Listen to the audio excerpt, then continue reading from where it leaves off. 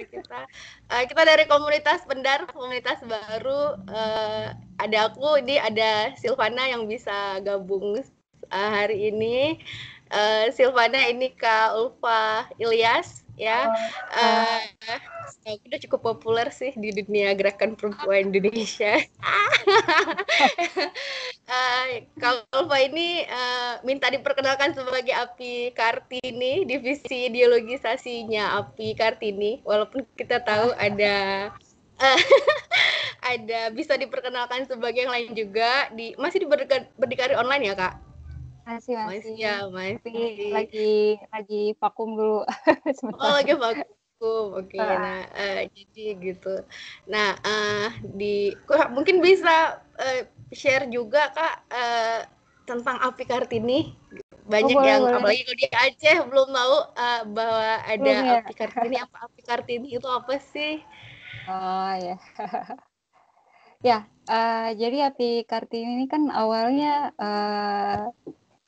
sebenarnya sebelum Kongres kita membuat sebuah konferensi nasional ya, Perempuan Indonesia, di mana banyak perempuan yang tergabung di dalamnya bukan hanya perempuan-perempuan kalangan atas, tapi juga dari tingkatan bawah ya, ada buruh, ada teman-teman petani, ada kaum miskin kota, ada dari jurnalis, ada aktif LSM, banyak lah, termasuk Santi juga di Rito Hari, Fatma di Rito Hari. Iya, nah tujuan kami kan itu hari sebenarnya ingin membuat sebuah wadah organisasi perempuan yang besar. Semangatnya sebenarnya ambilnya dari Kongres Perempuan ya, bisa menyatukan seluruh pergerakan perempuan yang terkotak-kotak dan berbagai isu yang berbeda-beda. Semangatnya adalah itu seperti itu. Dan kami ingin mendiskusikan berbagai macam isu-isu perempuan ya, termasuk masalah penindasan yang terjadi pada perempuan. Intinya pada saat itu kita mengambil kesimpulan bahwa penindasan terhadap perempuan itu diakibatkan oleh sebuah sistem neoliberalisme yang mendiskriminasi dan memiskinkan kaum perempuan pada saat itu. Intinya sih itu. Okay. Nah, jadi udah ada struktur di beberapa kota juga ya kak? Udah banyak sih, tapi aku lupa. Tapi udah banyak banget. Udah Aceh nih belum masuk nih. Iya, kemarin Aceh jatahku ya. ya kak. Iya. Iya, Banyak. tapi mungkin bisa Rata-rata collab sih, juga ya. rata-rata sih anggotanya ibu-ibu kalangan bawah ya, kaum petani sama ibu KMK sama mahasiswa. Sudah Yang banyak. sering buat pendidikan politik juga ya kak, aku lihat. Sampai Ya, saat ini kami sedang menyelenggarakan pendidikan gender di berbagai daerah, sedang berlangsung sih. Keren. Iya kak, ya Api Kartini semoga bisa nanti kolaborasi juga atau kita nimbrung juga di pendidikan politik. Api Kartini. Oke kak, jadi kita mau ngobrol soal karena besok hari ibu ya, dan isu menarik juga, apalagi tadi kakak bilang Api Kartini juga lahir dari semangatnya Kongres Perempuan juga. Jadi kita mau ngobrol-ngobrolin tentang itu karena biasanya kita tahu kalau udah hari ibu, yang pertama cenderungnya itu cuma seremonial aja, dan yang kedua yang di selebrasikan juga sesempit peran domestik perempuan aja ya, walaupun kita nggak menganggap itu remeh, tapi kalau dari terutama artikel-artikel di Berdikari Online itu menunjukkan ada sejarah yang tertutup dan ada pembelokan narasi tentang Hari Ibu, sehingga orang akhirnya melihat Hari Ibu ya hanya sebagai memperingati ya seremoni biasa, dan ya sejarah aslinya jadi ketutup gitu. Padahal kayaknya ada arti penting di balik hari itu. Jadi mungkin kita bisa minta kakak untuk cerita-cerita. Sebenarnya tanggal 22 Desember itu her story kali ya, bukan history-nya itu. Sebenarnya itu hari apa sih Kak? Dan apa sih ada arti penting apa sih tentang hari itu yang kita rasa itu kok kayaknya semangatnya udah jauh dari apa yang selama ini diperingati di Hari Ibu. Oke, yang pertama sebenarnya menurut saya tidak ada yang salah ya untuk memaknai Hari Ibu sebagai penghormatan terhadap perempuan atau ibu atau istri dalam hal memperjuangkan keluarganya. Tapi sebenarnya menurut saya harus lebih dari itu, bukan hanya sekedar perayaan bagi istri atau ibu yang selama ini mengurus domestifikasi misalnya, tapi harus lebih pada mendefinisikan ulang bagaimana makna Hari Ibu itu sebagai hari kebangkitan pergerakan perempuan pada saat itu. Nah, kita tahu kan pada saat itu kan Hari Ibu pada tanggal 22 Desember itu kemudian ditetapkan pada tahun 53 oleh pada Kongres ketiga ya. Ini Kongres ketiganya Hari Ibu udah ditetapkan oleh pergerakan perempuan, tetapi semangatnya pada saat itu lebih kepada pergerakan perempuan terlibat dalam memperjuangkan kemerdekaan dan hak-hak perempuan pada saat itu. Jadi dia lebih pada memikirkan persoalan kebangsaan. Nah, kemudian saya lupa kongres, kalau bukan kongres ke-25 kalau nggak salah, kemudian itu tahun 53, kemudian Presiden Soekarno melalui dekret Presiden tahun 53 nomor 316 kemudian menetapkan Hari Ibu sebagai hari nasional. Nah, sebenarnya pada saat penetapan itu sudah terjadi degradasi makna dari Hari Ibu sebagai hanya memikirkan peran-peran keluarga saja. Itu sudah mulai terdegradasi maknanya. Nah, kemudian ditambah lagi ketika penguasa Orde Baru ya berkuasa, kemudian dia tambah mendistorsi makna dari Hari Ibu tersebut yang lebih mencondongkan kepada peran perempuan ke dalam ranah domestik. Nah, ini memang terjadi politisasi pada Hari Ibu itu memang sengaja dilakukan agar pemerintahan Orde Baru pada saat itu bisa lebih melanggengkan atau memperlancar kekuasaannya agar tidak ada kaum perempuan yang sadar, agar tidak ada kaum perempuan yang mau berorganisasi, agar perempuan tidak ada mau berpolitik. Nah, jika itu terjadi, itu akan lebih membahayakan posisi dari Orde Baru karena semangat sebelumnya organisasi-organisasi perempuan memang sangat kritis terhadap kolonialisme Belanda maupun juga terhadap Soekarno pun juga mereka kritis terhadap sikap poligaminya maupun apalagi terhadap pemerintahan Orde Baru. Nah, sebenarnya sih Hari Ibu itu memang mengacu pada tanggal 22 Desember kan sampai 26 Desember ya. Kalau nggak salah ya di Jogja. Kita tahu itu adalah tonggak gerakan sejarah pergerakan perempuan yang pertama.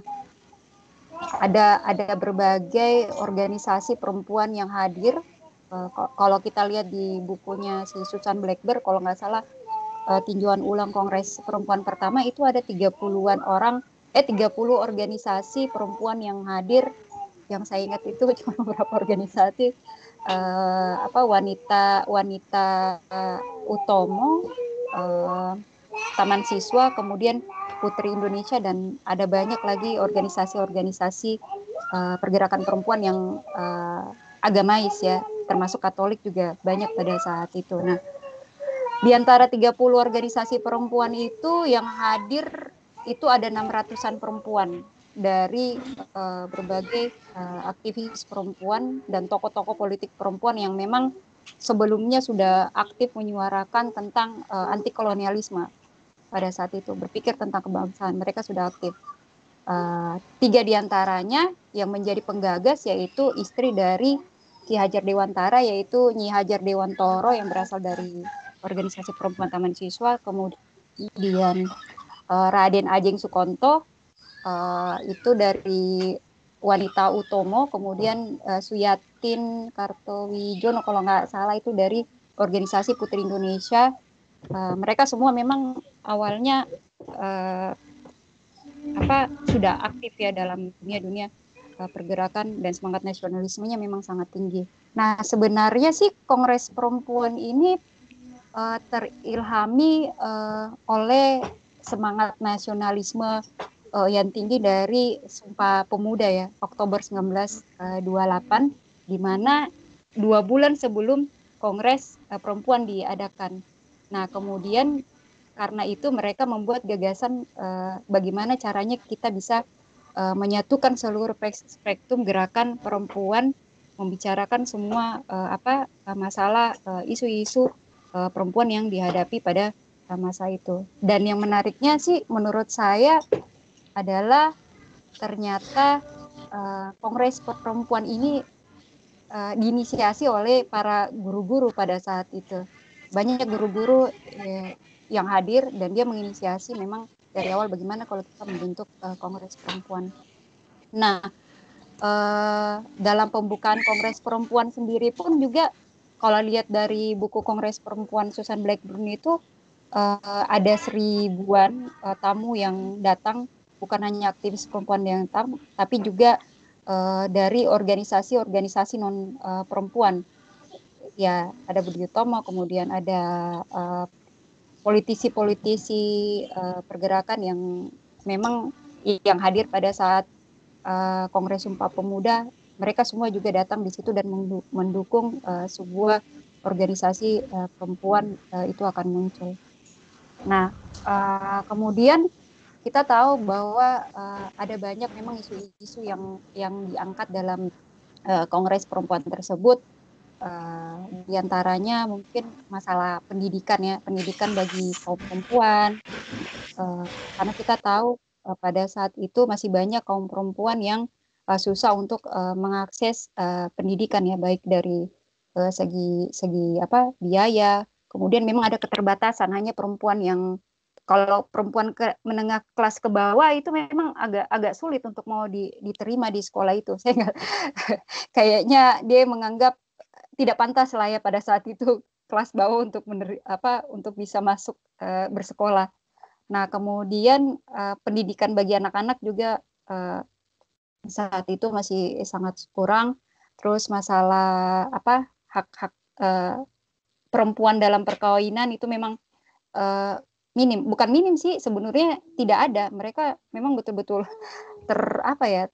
tertindas dalam hal perkawinan ya, dengan seenaknya mereka bisa dikawinkan oleh keluarganya, misalnya seperti itu, tanpa melihat umur berapa mereka mau kawin. Pokoknya yang penting sudah menstruasi aja mereka udah bisa dikawinkan gitu kan. Kemudian ya ini pasti berimplikasi dalam rumah tangga mereka kan, ya bisa terjadi kekerasan misalnya, ya macam-macam lah. Kemudian juga organ reproduksinya juga pasti kalau dalam menikah muda itu kan belum siap ya, bisa rusak, dan psikisnya juga bisa terganggu karena masalah-masalah rumah tangga yang dibebani oleh masalah-masalah ekonomi. Kemudian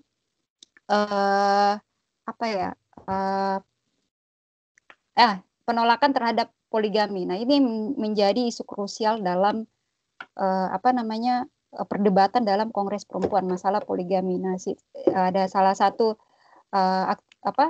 tokoh politik perempuan yaitu Siti Sundari dari Putri Indonesia. Dia memang dengan tegas, dengan keras menolak yang namanya anti poligami.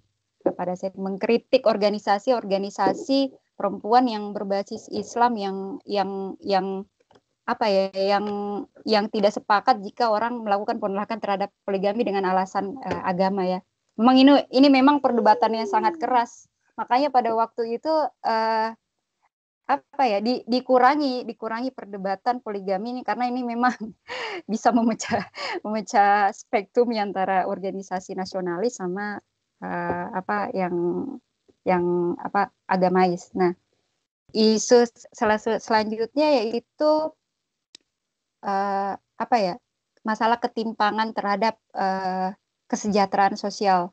Nah, ini yang menjadi keprihatinan kaum perempuan pada saat itu karena masih banyak janda-janda ya, mungkin karena akibat perkawinan yang masih muda, kemudian dicerai, kemudian menjadi janda, ya itu pasti sangat sulit secara ekonomi. Terjadi ketimpangan dan kesejahteraan sosial baik janda dan anak-anak yatim yang tidak diurus oleh orang tuanya.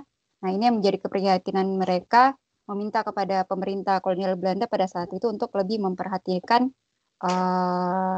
janda dan anak yatim. Isu selanjutnya yaitu masalah ya perkawinan anak. Ini juga menjadi perdebatan yang sangat penting pada saat itu.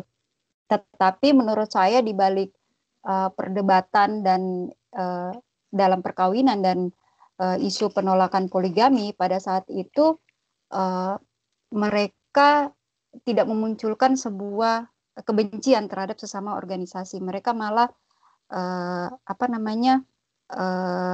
apa sih istilahnya, semakin berpikir untuk bisa maju lagi dalam berpikir mengeluarkan gagasan bagaimana cara untuk bisa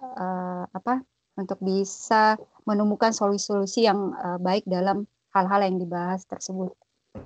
Nah, dalam perdebatan itu kemudian menghasilkan beberapa hasil dalam kongres pertama, yaitu mereka membutuhkan sebuah organisasi atau wadah perempuan untuk mengumpulkan kaum perempuan untuk bisa bermusyawarah. Itu lahir kalau nggak salah PPI kalau nggak salah, Perkumpulan Perempuan Indonesia. Nah, itu hasil kongres yang pertama. Yang kedua adalah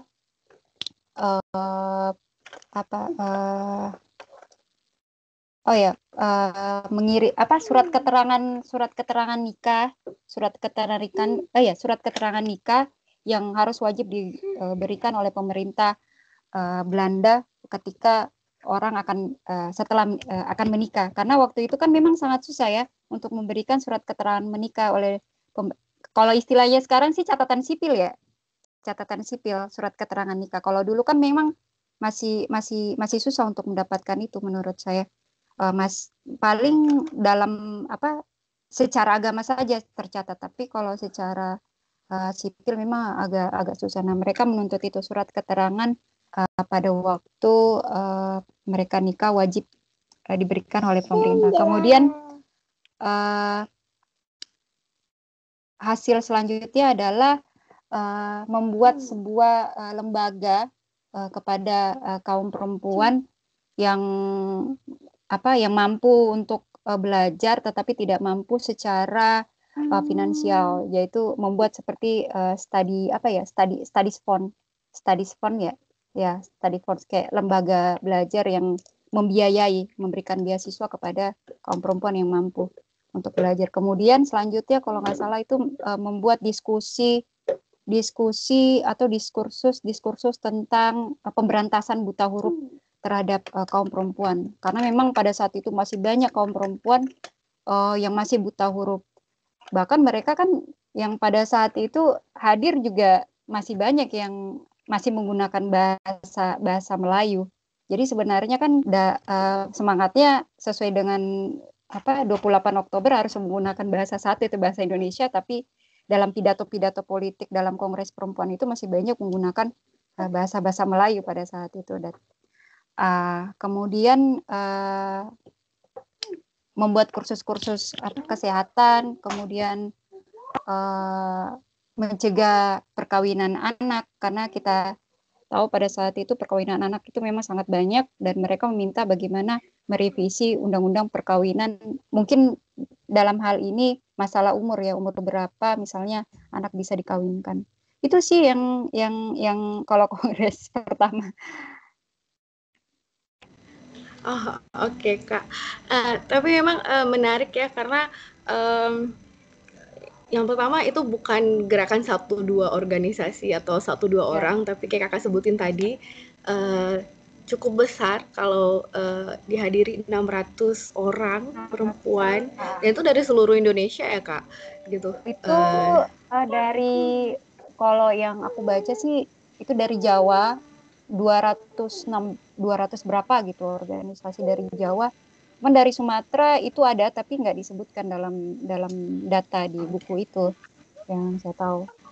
Memang mayoritas dari perempuan Jawa. Nah, sebenarnya sih kalau dipikir-pikir sebenarnya bukan Kongres Perempuan Indonesia, Kongres Perempuan Jawa sebenarnya. Cuman kan tapi semangatnya juga ya sebenarnya tetap melawan kolonial yang itu jadi isu bersama ya itu. ya, Walaupun kekuatan terbesarnya memang di Jawa gitu. Jawa. Iya, dan itu dihadiri bahkan 30 organisasi perempuan. Dulu bahkan organisasi perempuan sebanyak itu, Kak. Enggak. Sebenarnya sih sebelum kongres itu udah banyak ya organisasi-organisasi perempuan semenjak 1920-an ya, organisasi perempuan udah banyak hadir, tapi memang belum terlalu kelihatan ya, karena memang mereka lebih fokus pada masalah melawan kolonialisme Belanda ya, bersama dengan organisasi-organisasi pergerakan lain kayak Budi Utomo dan lain-lain pada saat itu. Kayak Siti Sundari memang dari awal dia memang udah turun berjuang. Mungkin masih banyak lagi yang lainnya. Iya, makanya ternyata selama ini kan kalau di sejarah tuh kebanyakan organisasi yang dalam pergerakan nasional yang di buku-buku sejarah tuh kan cuman dibilang Budi Utomo, Serikat Islam, atau yang itu basisnya hanya laki-laki. Jadi nggak kebayang bahwa loh ternyata ada 30 organisasi juga ya pada masa pergerakan itu, dan ternyata organisasi dan gerakan perempuan sudah masuk berjuang juga, bahkan dengan yang kerennya karena semangat berorganisasi ya gitu. Kan karena semangat berorganisasi itu yang aku bayang lo kok bisa, karena itu yang sulit kan sekarang gitu. Mungkin banyak orang yang kritis atau khawatir terhadap kondisi, tapi untuk berorganisasi, menyatukan diri di organisasi, ini hal yang sulit sekali, mewah sekali sekarang. Iya, tapi kayak tiba-tiba pada masa itu bahkan sudah buat organisasi banyak perempuan, dan sayangnya ini kayak nggak dicatat dengan baik, setidaknya di buku-buku sejarah kami. Ya Sil ya, kayaknya kita nggak denger ya. Iya. Kita cuma tahu 22 Desember itu Hari Ibu, dan terus kayak di generasi kita sekarang itu kayak kalau udah 22 Desember tuh pasti ramai yang ngepost soal ibunya gitu. Ya banyak kan kayak gitu kan, tanpa tahu maknanya kenapa gitu. Oke, satu pertanyaanku Mbak, Kak, setelah pemerintah ini netapin 22 Desember sebagai Hari Ibu, dan kayak kakak bilang tadi gitu kan, ada Dengar juga. ada definisinya yang diubah ya gitu, yang diubah tentang ibu atau perempuan. Ada nggak sih dampaknya terhadap gerakan sampai hari ini gitu, dengan penetapan tanggal 22 Desember sebagai Hari Ibu dan yang kayak kakak bilang tadi gitu? Sebenarnya sih dampak bagi gerakan perempuan, saya yakin semua gerakan perempuan yang ada di dunia paham dan tahu makna dari Hari Ibu itu sebagai hari pergerakan perempuan. Ya, itu saya yakin semua pasti paham, dan saya yakin mereka pasti tidak terdistorsi dengan makna itu. Cuman masalahnya adalah bagaimana dengan masyarakat yang sudah terdistorsi oleh makna dari Hari Ibu. Nah, saya rasa memang perlu kembali kita mengembalikan semangat Hari Ibu sebagai hari pergerakan perempuan. Tugas kita sebagai organisasi perempuan, gerakan perempuan, tugas kita juga tugas negara untuk mengembalikan semangat itu melalui misalnya pendidikan-pendidikan dalam sekolah-sekolah, misalnya dalam buku-buku sejarah itu harus kita jelaskan. Karena kan awal mulanya itu kan memang dari pendidikan di bawah ya, yang menjelaskan bahwa Hari Ibu itu adalah hari kasih sayang terhadap ibu, harus kita menghormati ibu kita gitu dan sebagainya. Nah, saya rasa harus dimulai dari situ ya untuk anak didik kita. Dan untuk yang sudah terlanjur terdistorsi, Nah, ya saya rasa akan lebih bagus memang kalau kita sebagai organisasi perempuan banyak-banyak menulis tentang makna dari Hari Ibu itu ya, tentang pergerakan perempuan, baik dari menulis di media-media, kemudian bisa juga talkshow di radio menjelaskan tentang semangat dari Hari Pergerakan Perempuan itu, dan juga tugas negara sih untuk tidak mendistorsi itu. Karena sebenarnya negara sih diuntungkan dalam hal itu ya, untuk mendistorsi tentang Hari Pergerakan Perempuan itu. Mungkin itu ya. Distorsi besar sih, karena ini seingat aku ya, ini juga sih inget-inget lagi kayak di buku sejarah kita kayak tahu sih ada hari kayak Hari Kebangkitan Nasional, Organisasi Budi Utomo atau Sumpah Pemuda, tapi aku nggak punya ingatan tentang Kongres Perempuan. Harusnya kita cuma tahu, semua orang tahu Sumpah Pemuda kayak, dan itu diperingati dengan baik sebagai hari pergerakan atau kontribusinya pemuda atau organisasi-organisasi pada masa kebangkitan nasional Budi Utomo dan segala macam, tapi kok nggak ada yang nulis, sehingga kita jadi tahu bahwa ternyata pada 22 Desember itu hari Kongres Perempuan yang dihadiri sebanyak itu perempuan. Dan kalau sekarang kan kebanyakan Kak, kalaupun ada gerakan perempuan, isunya juga tidak sedikit yang sektoral, misalnya hanya tentang perempuan saja, walaupun itu sendiri sebenarnya sudah cukup maju. Tapi kan kalau pada masa itu mereka melihat musuhnya lebih besar lagi, kolonial gitu. Itu kan satu musuh yang artinya perempuan tidak hanya bicara tentang nasib perempuan saja, tapi bicara itu menurut aku satu spirit yang luar biasa ya. Jadi kayak gimana perempuan bukan hanya bicara tentang nasibnya yang juga udah tertindas sebagai perempuan, tapi juga sebagai masyarakat bangsa yang lagi dijajah ya, dan ternyata ikut andil. Iya benar, tapi keren. Wah, karena kita kan kayaknya ngerasa bahwa efek-efek kolonial juga belum hilang sampai sekarang, tapi jarang ada perempuan yang ya misalnya kita hanya tahunya 1-2 organisasi yang punya capaian besar untuk melawan sistem eksploitatif yang sebesar untuk kapitalisme atau yang sejenis itu. Tapi justru perempuan-perempuan di 22 Desember itu malah langsung ngerumusin musuh utamanya, berarti memang kolonialisme pada saat itu Kak. Itu memang dianggap musuh perempuan.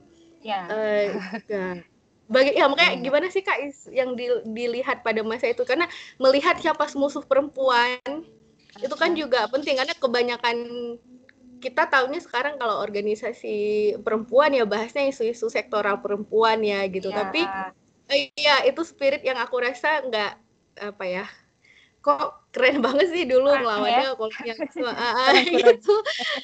Ya kita kan jarang kalau perempuan melawan patriarki itu kita udah sering dengar, tapi kan itu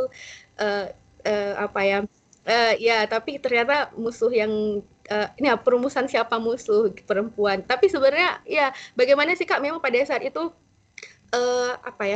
bagaimana bisa perempuan melihat kayak masa itu Kak Ulfa masih di situ? Oke. Ya gimana pada saat itu perempuan bisa melihat bahwa musuh perempuan sendiri, dan atau aku nggak tahu nih apakah perempuan melihat kolonialisme sebagai musuh perempuan sendiri, atau memang perempuan merasa bahwa perjuangannya bisa lebih besar, tidak hanya tentang sektoral dia di perempuannya juga, tapi juga melihat kemampuan melihat musuh yang lebih besar, dan ini harus berjuang laki-laki bersama perempuan berjuang melawan kolonialisme. Itu aku kayak itu kok bisa ya dulu, dan bahkan sekarang itu gimana bisa melihat musuh yang sebesar itu. Sebenarnya apa sih yang dilihat gerakan perempuan pada masa itu sampai mereka bisa punya spirit sebesar itu. Dan Kakak gimana sih ngelihat tentang mungkin ini juga kayak semacam autokritika terhadap gerakan perempuan yang kita justru kok kayaknya jarang bisa melihat musuh sebesar itu dan spiritnya, mungkin karena termasuk isu kolonialisme itu juga ya yang menyatukan perempuan lintas sektor, dan itu ada suatu sistem yang lebih besar yang ternyata perempuan sudah bisa lihat dan mau mengerahkan energinya pada saat itu tuh. Gimana sih bacaan perempuan pada masa itu, Kak, tentang situasinya sendiri sampai bisa sekeren itu? Kalau yang aku lihat sih ya, yang aku baca sih, ini yang aku simpulkan ya. Iya, Kak. Sebenarnya sih, ya jauh sebelumnya kan, sebelum ada kongres kan, sebenarnya sih mereka terhilami mungkin dari sosok perempuan pejuang kita, yaitu Kartini, yang dimana semangatnya pada saat itu memang dia menetapkan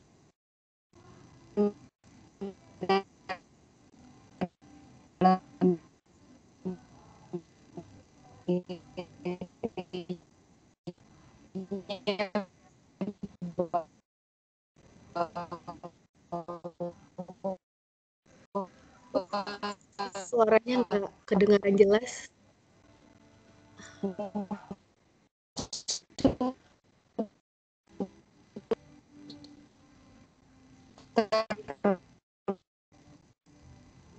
Sebentar ya. Iya, Kak, suaranya nggak kedengaran. Kartini ya, yang menetapkan dirinya bahwa musuh terbesar utama perempuan adalah masalah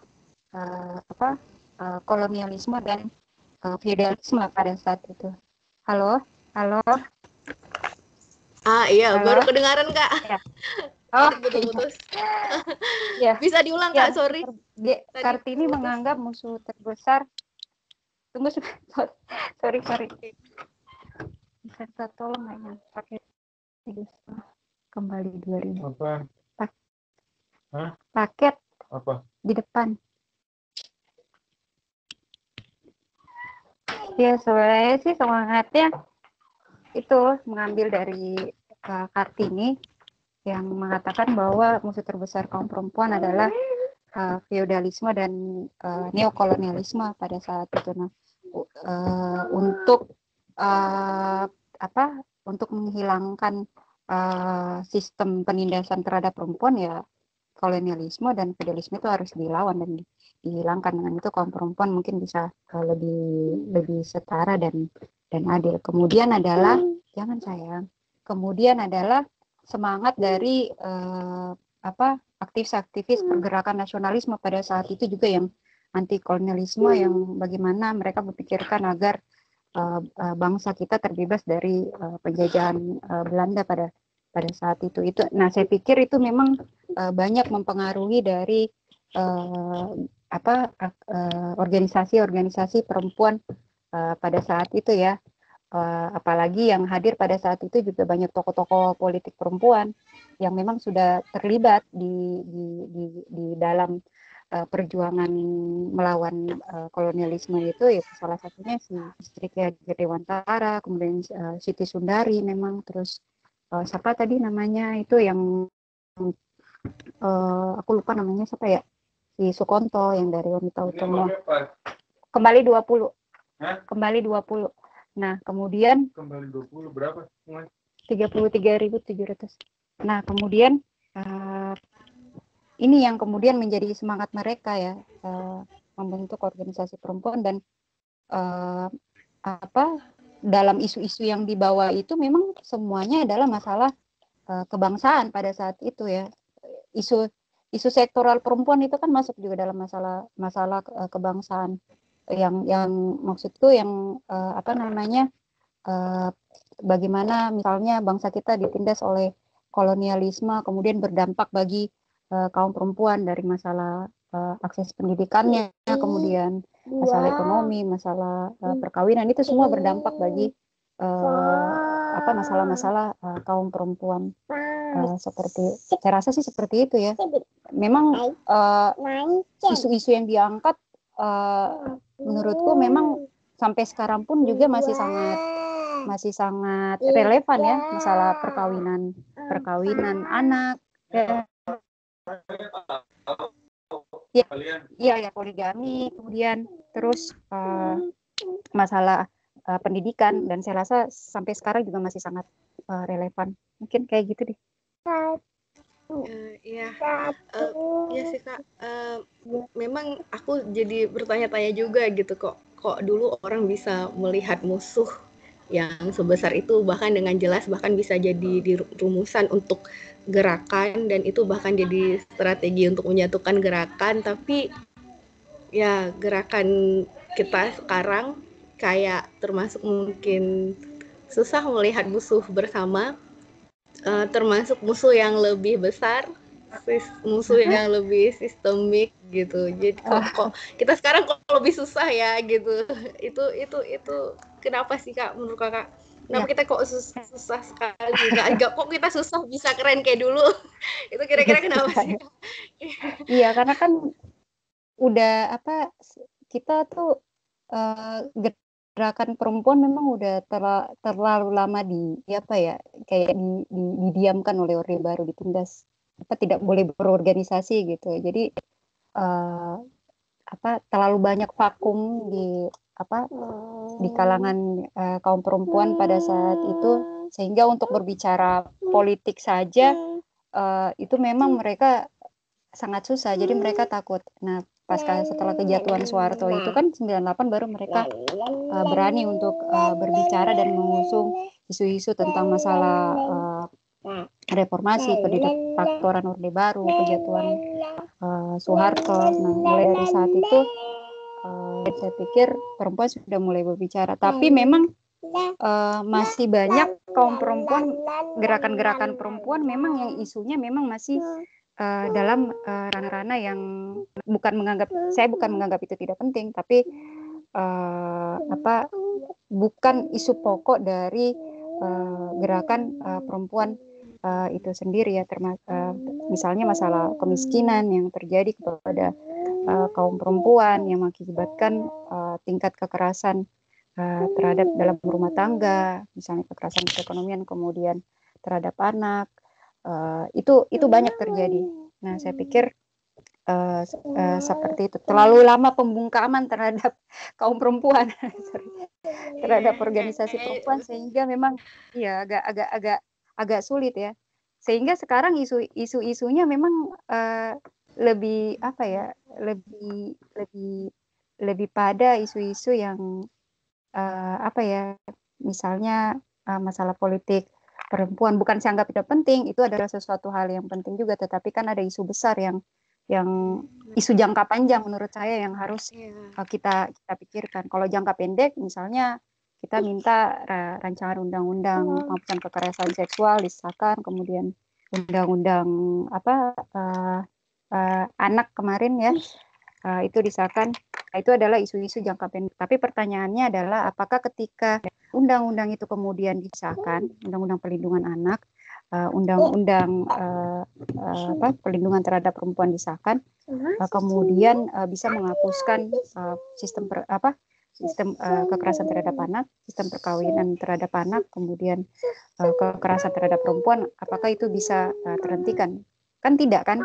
Buktinya kan undang-undang perlindungan anak sudah keluar, tetapi masalah kekerasan terhadap anak semakin hari semakin meningkat. Nah, saya pikir ini perlu dipikirkan. Nah, itu menurut saya adalah isu jangka pendek memang yang harus kita perjuangkan, tetapi kita juga harus memikirkan isu-isu yang lebih jangka panjang, misalnya masalah politik, misalnya masalah politik, terus masalah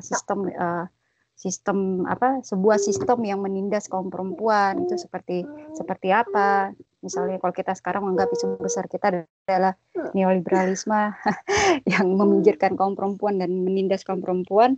Nah, saya rasa itu yang menjadi isu-isu besar. Itu.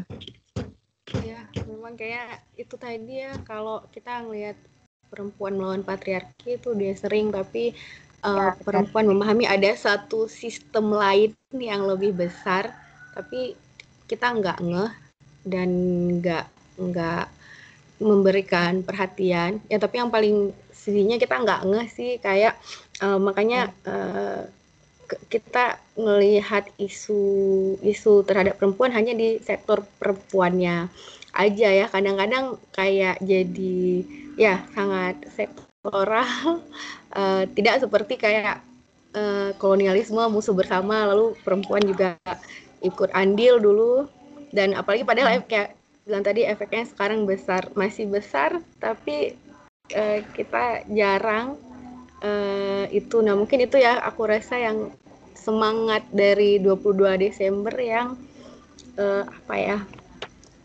harusnya ada spirit di kita, termasuk untuk ya walaupun sudah ya, spiritnya untuk berani melawan nilai besar, tapi yang paling penting juga iya sih aku ngelihat gimana ya 30 organisasi itu bisa disatuin di sebuah kongres menghadirkan ratusan orang gitu, dan kita sepertinya belum dapat momen lagi untuk bisa seperti itu, padahal kondisinya nggak apa ya kondisi kita padahal masih sangat kacau untuk perempuan sendiri juga. Tapi mungkin ini sih Kak, kayak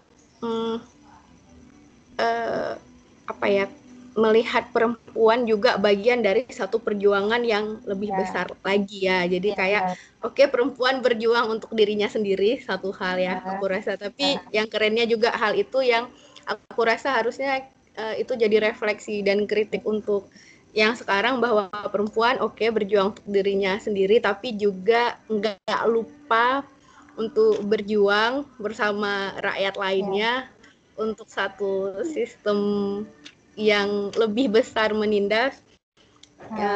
Tapi kita sekarang nggak di situ. Tapi memang Kakak bilang tadi juga soal betapa pentingnya kayak Orde Baru itu melemahkan gerakan perempuan, atau mungkin gerakan lainnya ya. Aku mungkin bisa minta konfirmasi kayak apakah hanya gerakan perempuan atau gerakan lain juga. Tapi sepertinya gerakan perempuan cukup masif, karena pada akhirnya mulai dari narasi, mulai dari organisasi, mulai dari ya upaya-upaya penjinakan untuk perempuan ini signifikan sepertinya, sampai bahkan narasi tentang 22 Desember harus dibelokkan, tapi narasi tentang yang lain enggak gitu-gitu amat kok kayaknya gitu, seolah-olah kayaknya bahaya banget nih, pada bahaya sekali gitu gerakan perempuan ini bagi negara, bagi sistem, sampai-sampai aku kan jadi kayak kenapa sih kalau dibilang kan gerakan lainnya juga mungkin berbahaya gitu, tapi khusus untuk perempuan ini kayak signifikan sekali ini kan. Apakah memang gara-gara 22 sebenarnya setelah 22 Desember kan ini udah nyatuin gerakan perempuannya Kak, lalu memang apa sih yang dilakukan oleh perempuan-perempuan setelah itu sehingga kita bisa ngukur kayak semacam gerakan tindak lanjut, sehingga mungkin itu ada suatu hal yang membuat sistem yang menindas ini cukup terganggu gitu. Misalnya ini udah kongres, sebenarnya apa sih Kak strategi atau gerakan-gerakan apa sih yang dibuat perempuan yang mungkin itu menjadi alasan bagi sistem seperti Orde Baru untuk menjinakkan perempuan gitu. Sekeren apa sih setelah 22 Desember itu Kak? Ya, setelah Kongres 22 Desember itu kan gerakan perempuan kan semakin masif ya. Semakin masif untuk bergerak, semakin masif untuk bergerak menyuarakan isu-isunya itu kan dari hasil-hasil Kongres itu, soal pendidikan, perkawinan. Nah, setelah itu juga muncul lagi berbagai organisasi, banyak diantaranya Gerwani, di mana kita lihat Gerwani dari anggotanya sangat banyak, kayak seperti itu, bisa berapa ya, kalau nggak salah ada 500-an lebih kalau nggak salah, kalau aku nggak salah ingat ya. Nah, kemudian isu-isu perempuan kemudian semakin maju ya, perempuan semakin bergerak ke bawah, dan ini memang sangat membahayakan pada saat itu, karena kan ketika kaum perempuan sudah bergerak, otomatis mereka pasti menyadarkan kaum perempuan pada saat itu. Mereka mendirikan pusat-pusat pendidikan, pelatihan, kursus-kursus terhadap kaum perempuan yang kemudian membuat perempuan semakin sadar seperti itu. Nah, ini kemudian yang menurut saya ditakutkan oleh Orde Baru ketika kaum perempuan semakin membesar, karena bukan hanya organisasi-organisasi non perempuan aja yang berbahaya, tapi organisasi perempuan aja. Kita tahu ketika kalau kaum perempuan bergerak, mereka lebih radikal dibanding gerakan. Ada kondisi itu ya, Kak? Iya benar. Enggak ya, kalau ini aku menarasikan aja sesuai, maksudnya interpretasi saya yang saya baca ya. Kita tahu kalau perempuan pasti semakin radikal ya jika bergerak dibanding dengan organisasi-organisasi non perempuan, karena mereka lebih masif ya, mereka lebih masif dari gerakan-gerakan lainnya. Nah, kemudian itulah kenapa terjadi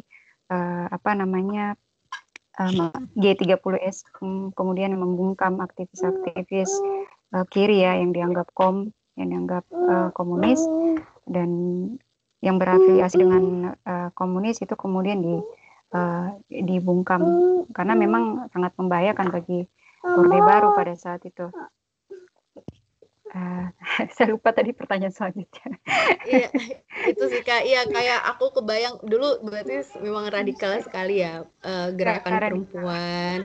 Sampai-sampai iya negara harus serius sekali membelokkan narasi gitu. Orang kan nggak kebayang, orang kalau melihat situasi sekarang kan orang mungkin nggak bisa ngebayangin bahwa negara atau sistem seserius itu menjinakkan gerakan perempuan. Lalu kan timbul pikiran, loh emang dulu separah apa sih mereka mengganggu sistem gitu kan.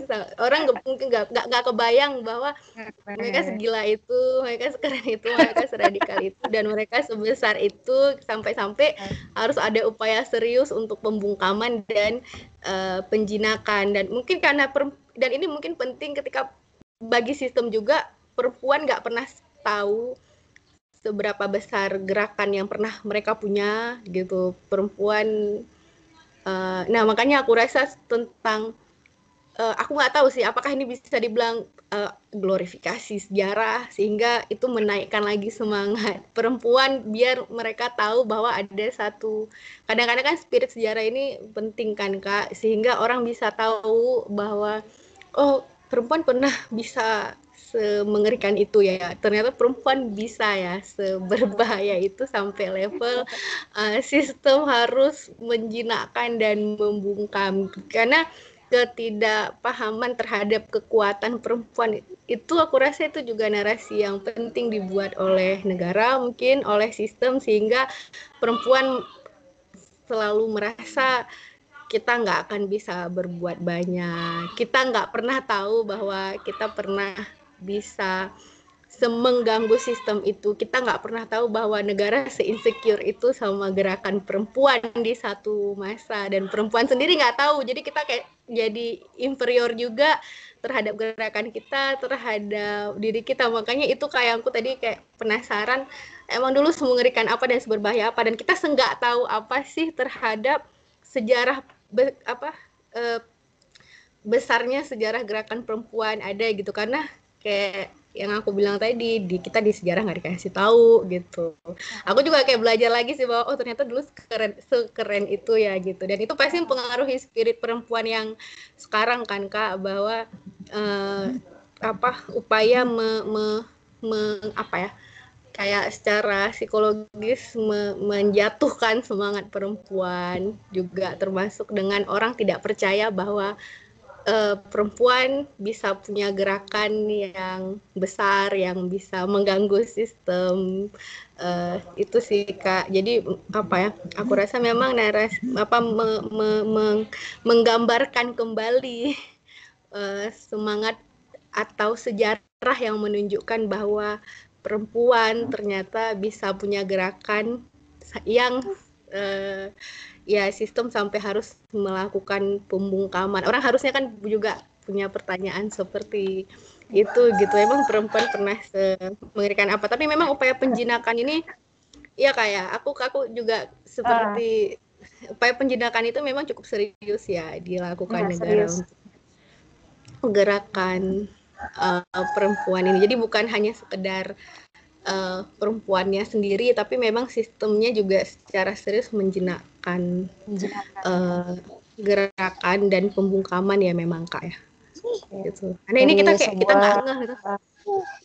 Dari sebuah sistem misalnya kayak neokolonialisme ya masuk ke dalam negara kita, menguasai wilayah kita, kemudian menguasai sumber daya alam kita, kemudian ya kita tidak bisa mengakses sumber daya alam kita dan semua keputusannya ada di tangan sistem itu. Taruh misalnya sekarang neoliberalisme ya, sumber daya alam kita semua dikontrol oleh mereka kayak Freeport dan ada berbagai yang lainnya. Nah, apalagi sekarang kan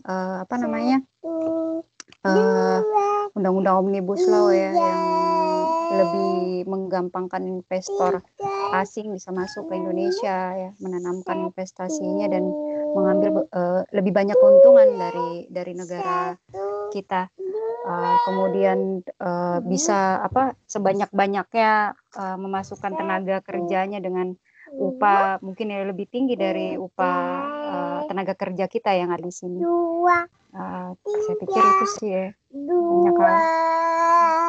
Iya, karena musuh perempuan bukan hanya apa yang menimpa dia sebagai perempuan, tapi juga sebagai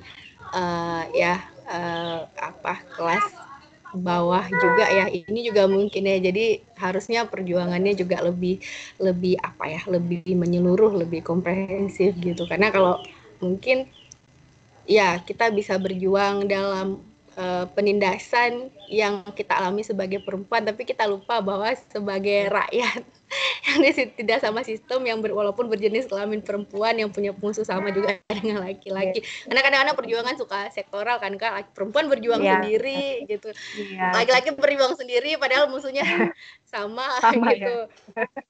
Iya gitu. Ada situasi kadang-kadang yang ya kalau dibilang lucu-lucu sih Kak, ya kita nggak ya kan. Jadi dan itu juga penting kan Kak bagi sistem untuk memecah itu gitu. Jadi perempuan hanya mikirin isu sektoralnya sendiri, laki-laki ya juga kan. Aku gimana sih? Ada yang mau nanya sama Kak Ulfa? Ya aku aja nih. Sorry. Aku merasa pertanyaan aku sudah terjawab dengan baik dan juga pengetahuan baru nih buat aku gitu. Tentang ya ini aku mungkin Kak nambahin sedikit tuh tadi tentang yang peserta dari Kongres Perempuan. Aku baru ingat yang aku bilang ini kayaknya bukan Kongres Indonesia ya, tapi Kongres Jawa.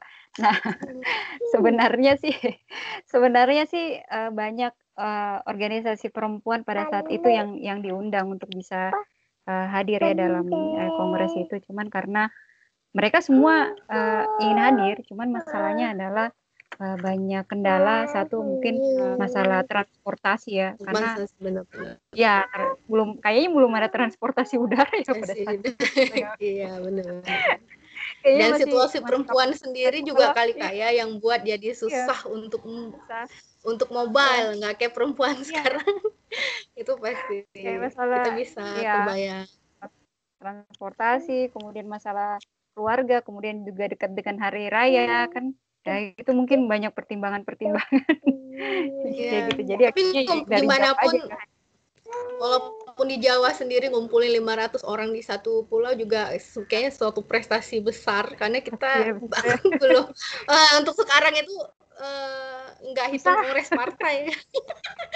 Kongres partai aja kita lihat banyak, yang belum tentu sebanyak itu juga. Cuman bedanya kan kalau dulu kan dibiayai sendiri-sendiri, kalau sekarang kan ya rata-rata kan dibiayai sama pendonornya. Dulu bahkan lebih gampang. Seradikal itu ya, apa ya? Yang kita nggak kebayang kalau sekarang mungkin jika pun ngumpulin orang banyak, akses gampang, mobile gampang gitu. Tapi justru memang yang harus dipelajari itu biar yang gerakan sekarang itu nggak apa ya, kita bilang nggak mewek, nggak manja gitu. Masa dulu ngumpulin orang banyak susah, nggak punya akses. Tapi bahkan untuk aku kebayang ngumpulin 500 orang di satu pulau Jawa aja tuh kayak sekarang ngumpulin 500 orang di satu pulau kayak dengan kondisi segini aja kayak masih susah ngajakin perempuan atau ngajakin anak muda ayo gabung sini ngomongin masalah. Itu susah gitu. Makanya dulu kok aku makanya tetap masih mikir, Kak, mereka dulu kok bisa ya punya spirit sebesar itu. Padahal apakah kalau sekarang kita ngerasain, Kak, ada resistensi ketika perempuan mau bergerak, mau berorganisasi, mau berjuang. Itu resistensi bahkan dari sekitar kita itu besar sekali. Bahkan nggak lagi langsung dari kalau dulu mungkin lawan kolonialisme lawannya langsung kolonial gitu. Aku nggak tahu apakah dulu organisasi perempuan dulu dapat resistensi seperti kita sekarang yang kita perempuan ngomong aja langsung ngapain sih perempuan ngomong, ngapain sih perempuan berorganisasi, ngapain sih perempuan ngomong isu-isu politik gitu. Apakah dulu resistensi terhadap organisasi perempuan oleh rakyat sendiri juga semengerikan sekarang gitu, atau enggak gitu? Ya, oke. Sebelum kongres ya, sebelum kongres setahu saya memang banyak organisasi perempuan memang yang sangat keras ya tentang kolonialisme, dan itu mendapat memang resistensi dari pemerintah kolonial Belanda. Banyak aktivis pergerakan perempuan, iya, mereka dipenjara, ditangkap, kayak Siti Sundari itu kan berkali-kali dipenjara karena sangat radikal ya pada saat itu.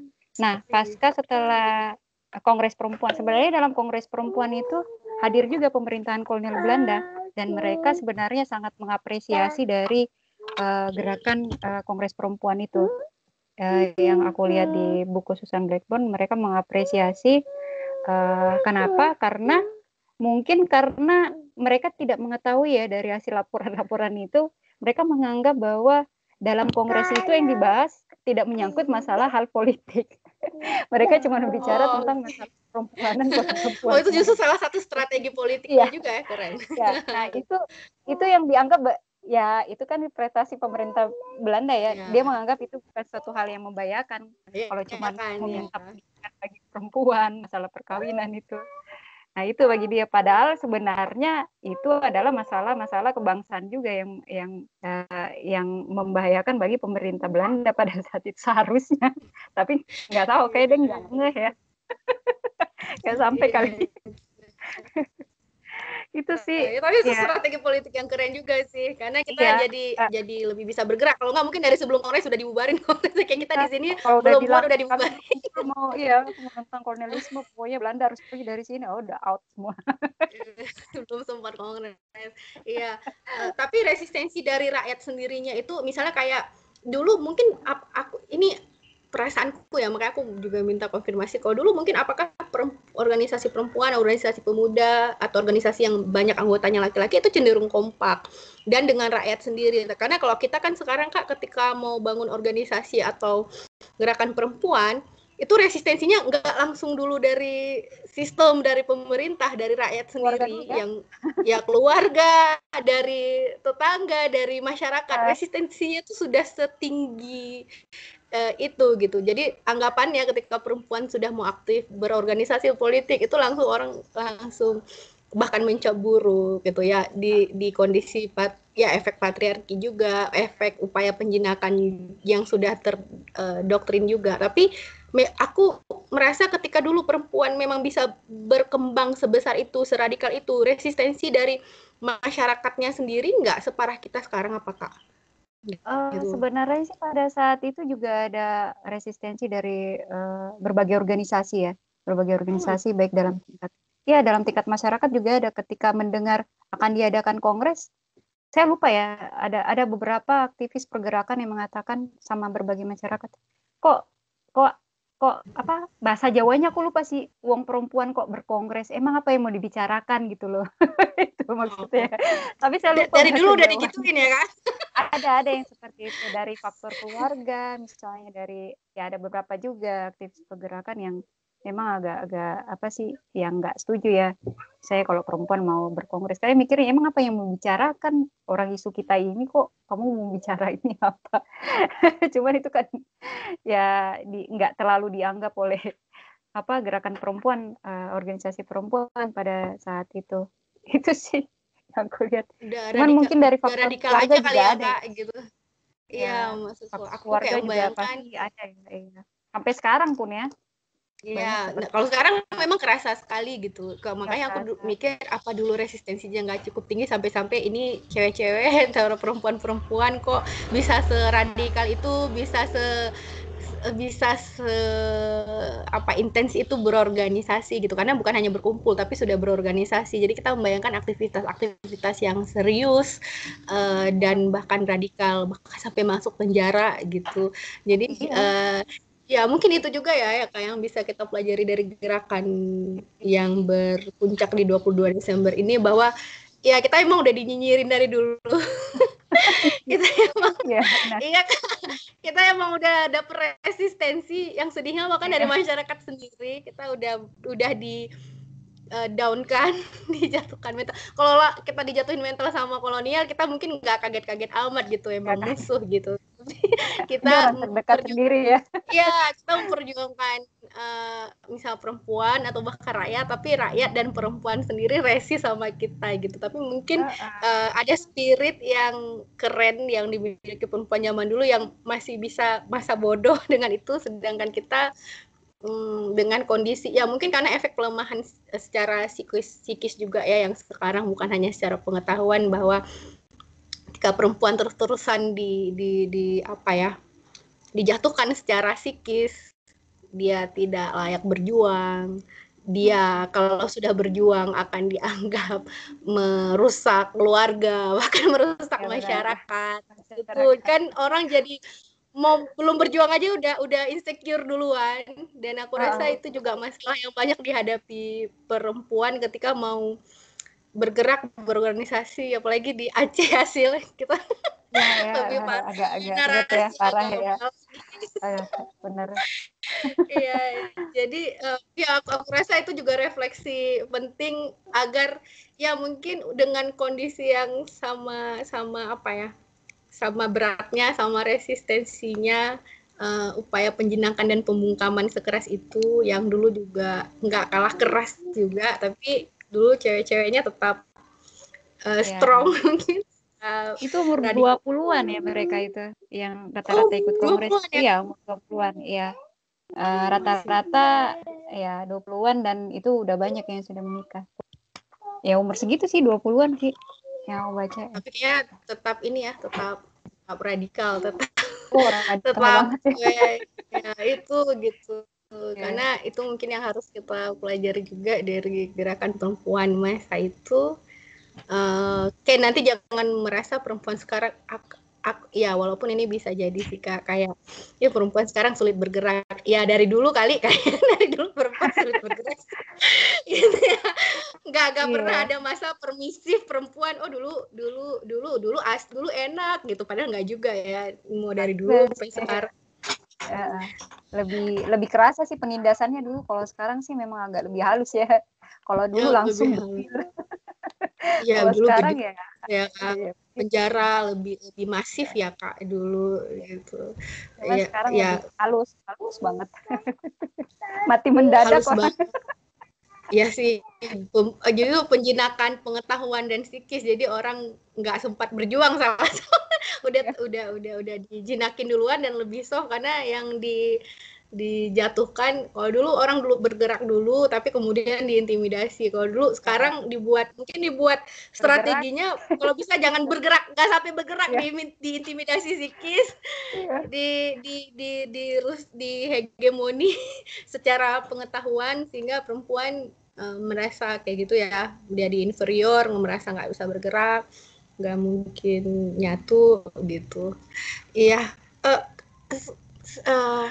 Aku mungkin satu Kak terakhir, apa sih Kak, apa ya, masukankah, sarankah, atau mungkin kritik atau refleksi untuk gerakan perempuan Indonesia sekarang Kak gitu, yang ya itu sih.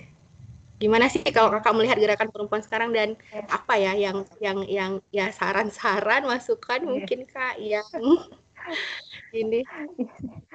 Ya, aku sih melihat gerakan perempuan sekarang memang masih terpecah-pecah ya, terpolarisasi banyak dengan isu-isu yang berbeda-beda ya.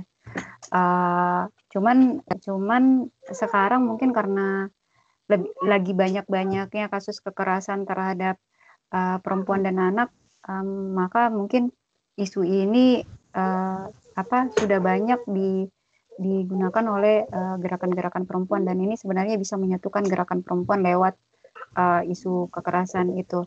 Nah, cuman problem pokoknya juga jangan lupa untuk kita harus bicarakan ya, gerakan perempuan harus berkumpul bersama, bersatu kan, bersama gerakan perempuan lainnya untuk bersama-sama berpikir bagaimana isu-isu besar apa yang harus kita bicarakan, bagaimana melawan isu besar tersebut ya. Kemudian tidak hanya dengan gerakan perempuan, harus juga bersama dengan sektor rakyat lainnya seperti tadi tadi aduh saya tiba-tiba lupa nama si Fatma bilang tadi. Nah, saya rasa soal saran dan bacaan terhadap gerakan aduh Kirana ya, saran saya sih kaum perempuan harus harus gerakan perempuan harus sadar dan harus bergerak secara bersama-sama untuk melepas belenggu penindasannya itu ya, karena dengan kita secara sadar mau bergerak dan berjuang, saya rasa itu mungkin yang bisa menolong kaum perempuan untuk bisa lebih maju dan bisa melepaskan diri dari ketertindasan dan ketidakadilannya. Ya, sama-sama lah bergerak, maksudnya jangan bergerak sendiri-sendiri ya, harus bersatu bersama gerakan-gerakan yang lainnya. Seni persatukan diri gerakan perempuan juga kayaknya masih harus banyak dikritisi juga ya. Juga soal pembacaan saya menyatukannya agak susah. Padahal dulu juga pada masa dulu perempuan juga punya perdebatan sengit kayak yang kalangan agama dengan non agama, tapi toh itu juga sampai buat buyar ya. Gitu. Sekarang justru enggak isu sebesar itu aja kita masih gampang pecah, gampang sikut gitu. Ya memang padahal isu nah mungkin juga soal bacaan isu kali ya Kak gitu. Kita masih sulit melihat isu bersama untuk perempuan selain patriarki gitu ya, juga juga bahkan memetakan mana isu-isu krusial, isu-isu jangka panjang, isu-isu sistemik, isu-isu yang bukan hanya isu sektoral gitu ya. Itu juga kayaknya kita masih pembacaan situasi itu masih bermasalah mungkin juga ya. Jadi akhirnya juga isu ya Kak yang buat kita pecah juga kayaknya termasuk ranah-ranah isu ya gitu. Jadi yang masing-masing dengan isu masing-masing ya. Ya, perbedaan ideologi, kemudian politik. Saya rasa itu ya yang belum lagi strategi perjuangan. Ya, itu juga. Itu ya yang susah untuk menyatukan gerakan perempuan karena mereka punya gerakannya masing-masing ya. Merasa dan kesannya seolah-olah isunya tuh kayak sulit sekalinya tuh, padahal sama itu hal yang menindas kita sama-sama. Tapi belum menemukan garis besarnya ya, garis besarnya, atau bahkan udah cocok isu, strategi perjuangan nggak cocok, akhirnya buyar lagi gitu. Memang kita punya mungkin itu termasuk refleksi untuk gerakan perempuan. Gimana sih? Ada yang mau ditanya atau ditambah? Aku mulu nih. Aku udah nggak ada pertanyaan lagi sih, udah cukup lengkap dan menambah banyak pengetahuan baru buat kita ya. Gitu. Iya, bener. Dan yang paling penting sebenarnya spiritnya sih kita ya. Banyak kita, karena pengetahuan udah banyak, ini udah tahu, tapi kita yang kayak upaya penjinakan tadi kayak aduh gimana nih ya, apalagi kita aku nggak tahu sih mau bilang, tapi kadang-kadang menurut aku di Aceh juga situasinya lebih sulit bergerak gitu. Parah ya. Jadi kita iya ada hal yang nggak ada di secara umum, perempuan susah bergerak, tapi di Aceh jauh lebih susah bergerak. Jadi kadang-kadang kita kayak spiritnya perempuan di Aceh luar biasa ya melawan kolonialisme cutnya di iya, tapi harus dijinakin. Tadi Kak harus dijinakin. Iya. Upaya penjinakannya juga enggak main-main, lewat agama misalnya, lewat narasi-narasi yang makanya kita kadang-kadang kita udah tahu, tapi sebenarnya yang paling penting aku rasa selain pengetahuan, satu yang sangat penting karena itu juga diakal-akalin, dijinakin, tapi spirit biar perempuan berani lagi, nggak ragu lagi, dan penindasannya dirasa-rasa lagi mungkin biar ya juga soal kondisi sejarah yang pernah buat perempuan sangat berani dan radikal juga gitu, karena termasuk 22 Desember ini aku rasa selain pengetahuan tentang gerakan perempuannya juga yang aku rasa kita dapat di sini juga hasil spiritnya kali ya gitu, kayak gila perempuan dulu keren-keren ya gitu, itu kayak kok bisa gitu, kita sekarang apa nih yang salah, kok nggak bisa sekeren itu gitu, padahal situasi kita dalam banyak hal yang sekarang banyak kemudahan dibanding dulu, tapi kok gerakan kita malah lebih sulit dilakukan. Mungkin itu refleksi penting, padahal dan penjajahannya juga nggak kalah mengerikan gitu. Jadi itu. Oke, Kakak makasih banyak udah berbagi ke kita. Iya, kita dapat pengetahuan baru dan kita dapat spirit baru. Semoga nanti masih boleh sering-sering diajakin. Boleh. Oh, Kak, untuk Siap. selain ya ini nanti kita podcastin biar teman-teman lain juga bisa dengar gitu, dan mungkin suatu saat kalau udah memungkinkan kita juga bisa buat diskusi publik, dan kita bisa juga, semoga Kakak bersedia kita undang-undangin lagi bagi pengetahuan dan spirit lagi. Oke Kakak, mungkin itu aja untuk hari ini. Makasih kali Kak ya. Makasih banyak Kak. Sukses ya pendengarnya. Semakin tambah banyak anggotanya. Amin. Amin. Oke. Dadah. Makasih. Ya, makasih. Ya.